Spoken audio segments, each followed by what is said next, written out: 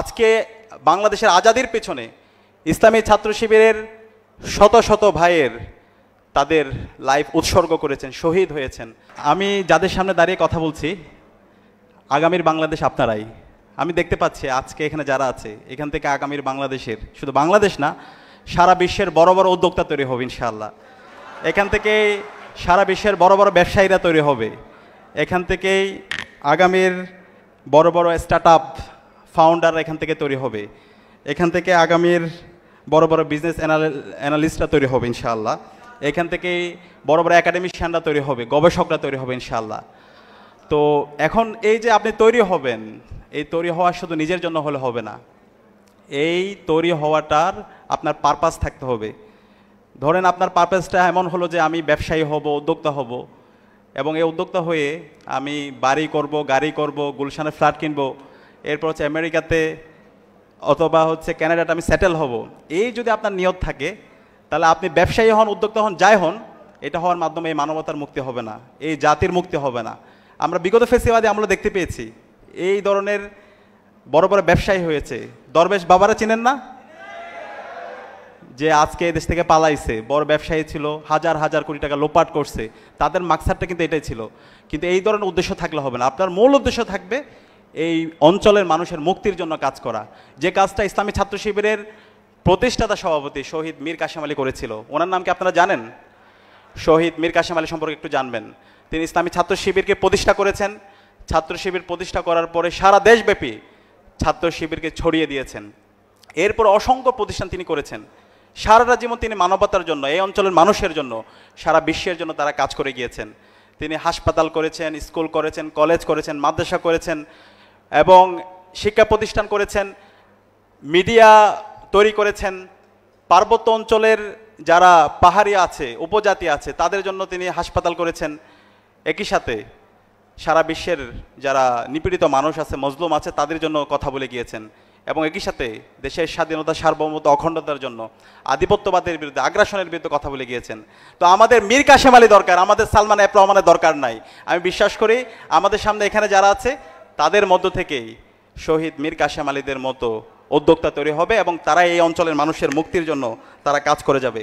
আজকে ইসলামী ছাত্র শিবির আপনাদেরকে নিয়ে আয়োজন করেছে। ইসলামী ছাত্র শিবিরকে বলা হয় মেধাবীদের সংগঠন, কিন্তু আমি বলতে চাই ইসলামী ছাত্র শিবির মজলুমদের সংগঠন। আজকের যে আয়োজন, আজকে আপনাদেরকে নিয়ে অসাধারণ যে আয়োজন করছে, এই আয়োজনটা এমনি এমনি হয় নাই। এই আয়োজন হওয়ার পিছনে অসংখ্য মানুষের স্যাক্রিফাইস আছে। আজকে বাংলাদেশের আজাদির পেছনে ইসলামী ছাত্র শিবিরের শত শত ভাইয়ের তাদের লাইফ উৎসর্গ করেছেন, শহীদ হয়েছেন। হাজার হাজার ভাই পঙ্গু হয়েছেন। আমাদের ইসলামী বিশ্ববিদ্যালয়ের এখন পর্যন্ত 2 জন ভাই, ওয়ালিউল্লাহ মুকাদ্দিস ভাই, গুম অবস্থায় আছেন। আমাদের রাজশাহী বিশ্ববিদ্যালয়ের সেক্রেটারি নোমানি ভাইকে দিনে দুপুরে কুপিয়ে হত্যা করা হয়েছে। আমাদের চট্টগ্রাম বিশ্ববিদ্যালয়ে মুজাহিদ ভাইকে, সাকিব ভাইকে হত্যা করা হয়েছে। ছাত্রলীগের সন্ত্রাসীরা দিনে দুপুরে কুপিয়ে হত্যা করেছে। এভাবে বাংলাদেশের প্রতিটি ক্যাম্পাসে, আমাদের ঢাকা বিশ্ববিদ্যালয়ে অসংখ্য শিক্ষার্থীদেরকে শুধুমাত্র নামাজ পড়ার কারণে, ভালো কাজের দিকে শিক্ষার্থীদের আহ্বান করার কারণে তাদেরকে নির্মম নির্যাতন করা হয়েছে, নিষ্পেষণ করা হয়েছে। গত 16 বছরে বাংলাদেশে যদি একটি সংগঠন থাকে সবচেয়ে বেশি জুলুমের শিকার হয়েছে, সেটা হচ্ছে ইসলামী ছাত্র শিবির। আপনারা সম্প্রতি গুম কমিশনের রিপোর্ট দেখতে পেয়েছেন, যে গুম কমিশনের রিপোর্টে দেখানো হয়েছে একক সংগঠন হিসাবে সবচেয়ে বেশি গুমের শিকার হয়েছে সেটা হচ্ছে ইসলামী ছাত্র শিবির, 31%। এবং ইসলামী ছাত্র শিবির খুনি হাসিনা যখন অবৈধভাবে সে ক্ষমতায় আসার পরে ইসলামী ছাত্র শিবিরের সকল অফিসকে সারা দেশের সিলগালা করে দেয়। ইসলামী ছাত্র শিবিরের সকল নিয়মতান্ত্রিক প্রোগ্রামগুলোকে তারা জঙ্গি প্রোগ্রাম হিসাবে ট্যাগিং করে, ফ্রেমিং করে। ইসলামী ছাত্র শিবিরের কেন্দ্রীয় সভাপতি দেলাওয়ার হোসেন ভাইকে টানা 57 দিন রিমান্ডে দেয়। ইসলামী ছাত্র শিবিরের কেন্দ্রীয় সভাপতি সিরাজুল ইসলামকে, বুয়েটে আবরার ফাহাদকে যেভাবে নির্মমভাবে নির্যাতন করে, ঠিক একই কায়দায় তাকে নির্যাতন করে। এবং এই আমাদের ঢাকা বিশ্ববিদ্যালয়ে শত শত শিক্ষার্থী আমাদের ভাইদেরকে উপর নির্মম নির্যাতন করেছিল। আমাদের রাকিব ভাই নামে একজন মহসিন হলে ইসলামী ছাত্র শিবিরের দায়িত্বশীল ছিল, তাকে সারা রাত ধরে নির্যাতন করেছে। নির্যাতন করার পরে তাকে 4 তালা থেকে ফেলে দেওয়া হয়েছে। তারপর হামাগুড়ি দিয়ে যখন সে পানি চাচ্ছিল, তখন ছাত্রলীগের সন্ত্রাসীরা বলছো তুই প্রস্রাব খা। এইভাবে আমাদের হাজার হাজার ভাইদেরকে নির্মম নির্যাতন করেছে, নিষ্পেষণ করেছে।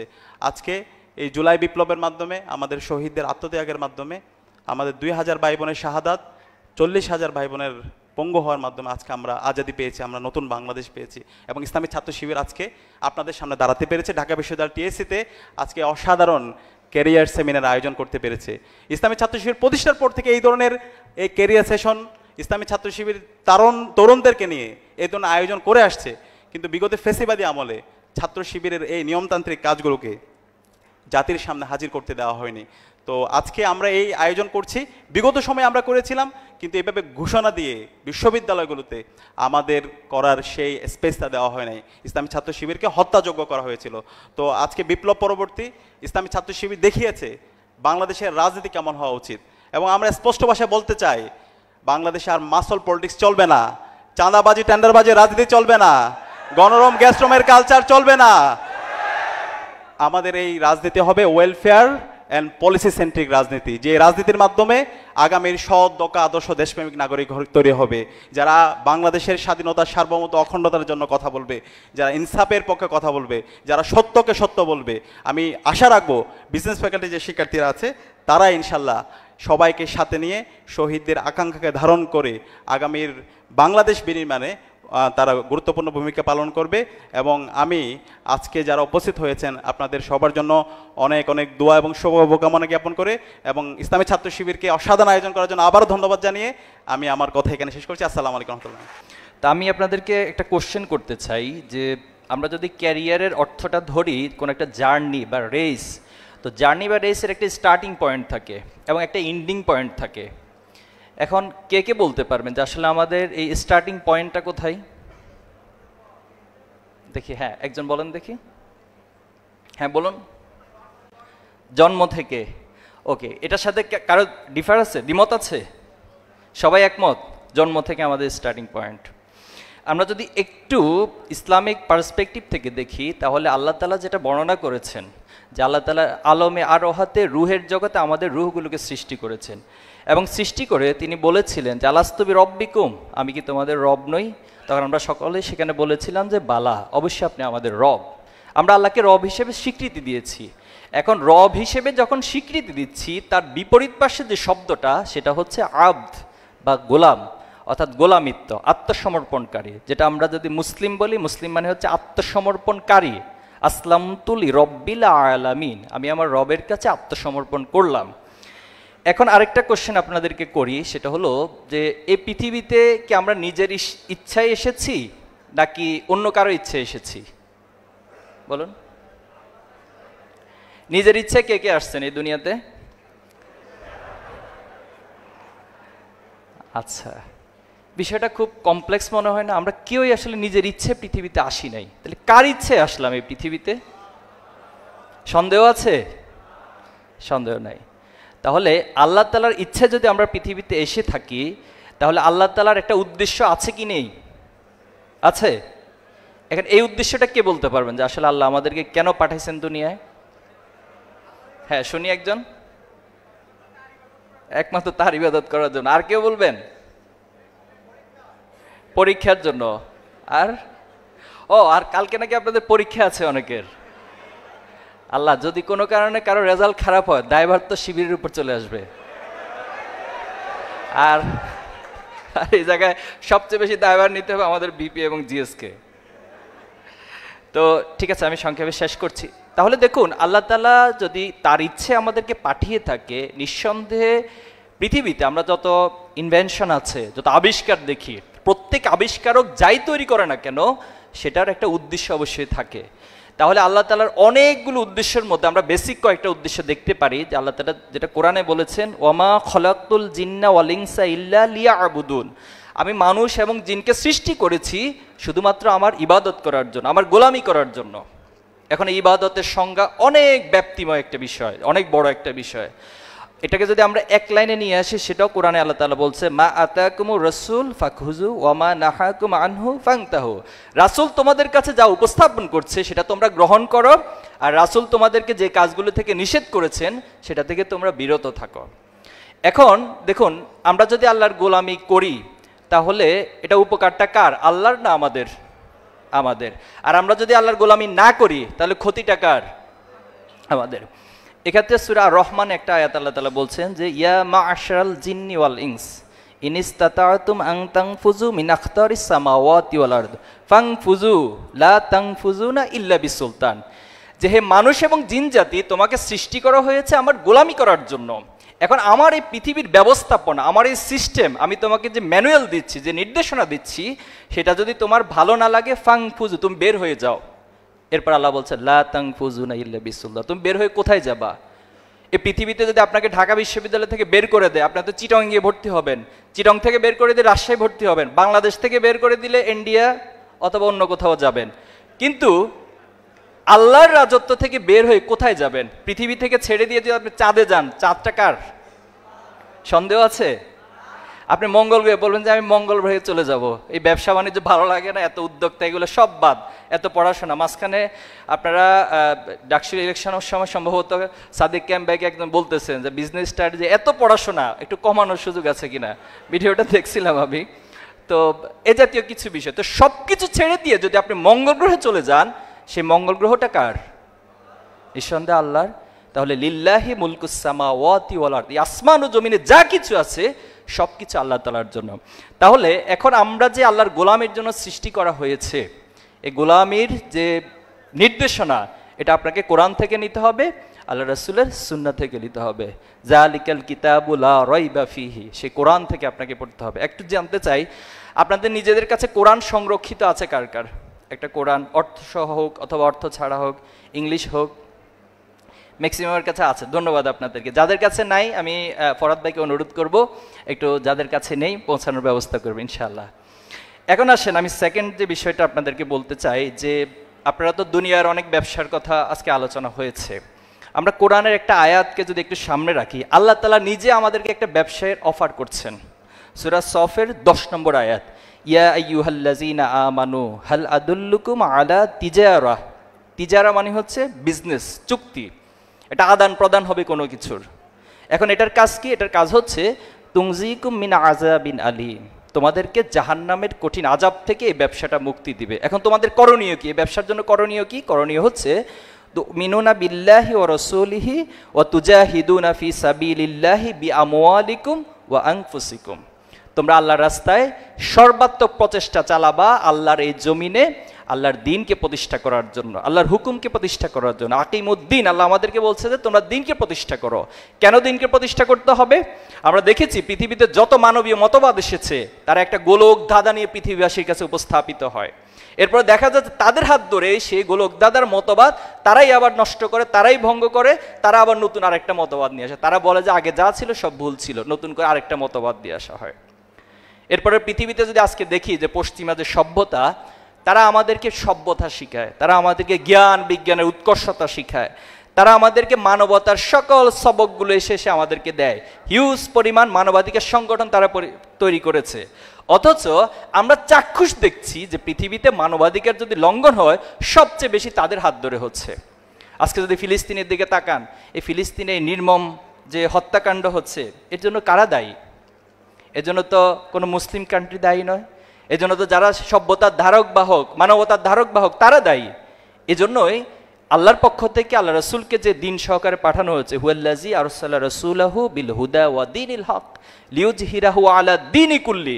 সকল মতাদর্শের, এই মানবীয় মতাদর্শ মানুষকে আলটিমেট শান্তি দিতে পারে না, বরং সেখানে জাহিলিয়াতময় একটা সমাজকে আল্লাহ রাসূলুল্লাহ সাল্লাল্লাহু আলাইহি ওয়াসাল্লাম সে দ্বীনে হক সহকারে এমনভাবে প্রতিষ্ঠিত করেছেন, সেটা সত্যিকার অর্থে একটা ন্যায় এবং ইনসাফের সমাজ হয়েছে, একটা বৈষম্যহীন সমাজ হয়েছে।